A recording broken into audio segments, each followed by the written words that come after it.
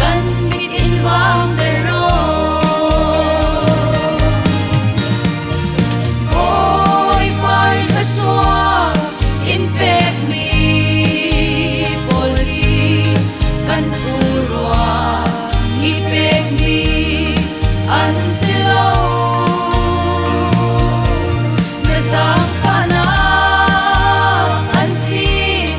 kan tuat hey mi an silo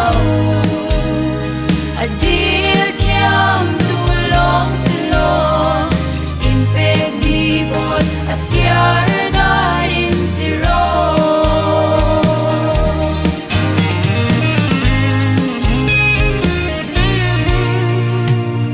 lai re ngoi leng kan si thu nei na kan nei ve thei lo na tu mi na khai sa na nam kha theo lấy tuôn thiên loang y đừng ôi vui vai lui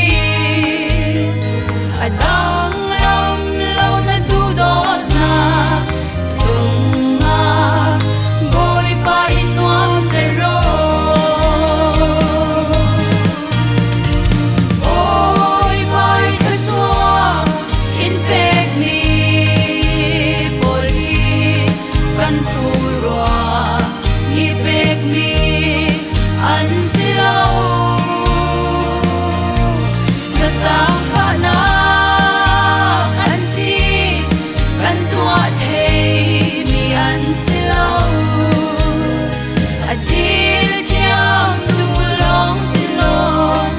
in pek mi bot asyar da in zero boy pai ka soa in pek mi poli